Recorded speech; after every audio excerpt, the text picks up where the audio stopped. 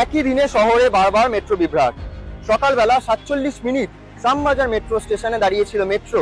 দক্ষিণেশ্বরগামী metro কিন্তু দাঁড়িয়েছিল Shyambazar metro স্টেশনে। যান্ত্রিক গোলযোগের কারণে কিন্তু ৪৭ মিনিট দাঁড়িয়ে থাকতে হয় সেই মেট্রোকে, এবং পরবর্তীতে সন্ধ্যে গড়াতে না গড়াতেই মহানায়ক উত্তম কুমার থেকে নেতাজি যাওয়ার পথে যে তপন সিনহা মেমোরিয়াল হাসপাতাল পড়ে, সেই হাসপাতালের সামনে একটি পিলারে, মেট্রো পিলারে আগুন লেগে যায় এবং সেই খবর মেট্রোর কাছে পৌঁছানোর সঙ্গে সঙ্গে কিন্তু আগুন নিভিয়ে দেওয়া হয় এবং ৬টা ৪০ নাগাদ এই আগুন লাগার ঘটনাটি ঘটে এবং ৭টা ৫ পর্যন্ত মেট্রো পরিষেবা কিছুক্ষণের জন্য ব্যাহত ছিল। ওই আধ ঘন্টা দাঁড়িয়েছিলাম, গাড়ি ছিল না, আধ ঘন্টা পরে এলো। হ্যাঁ, নন্দন এক্সাইটেড। হ্যাঁ, আপনার কতক্ষণ পর মেট্রো চালু হলো? হ্যাঁ, ওই আধ ঘন্টা পরে। মেট্রোতে অ্যানাউন্স করেছিল যে একটু অসুবিধা আছে, কোনো সার্ভিস নেই, কোনো পরিষেবা নেই। তো কি কারণ সেটা কিছু বলেনি। না না না না, সেটা আমাদের জানানো হয়নি। হয়তো যাত্রীরা হয়তো আমরা ভয় পেয়ে যাবো, ইয়ে হয়ে যাবো, সেই কারণে হয়তো বলেনি, হতে পারে।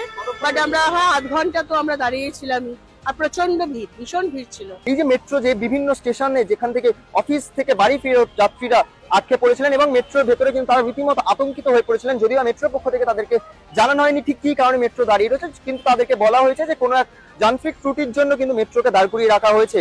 পরবর্তীতে প্রায় ২০ মিনিট পর যখন মেট্রো ছাড়া, তারা কিন্তু স্বস্তির নিঃশ্বাস ফেলে এবং কি কারণে আগুন লাগলো তাও কিন্তু খতিয়ে দেখা হচ্ছে মেট্রোর পক্ষ থেকে। আজকাল.ইনের জন্য তীর্থঙ্কর দাস।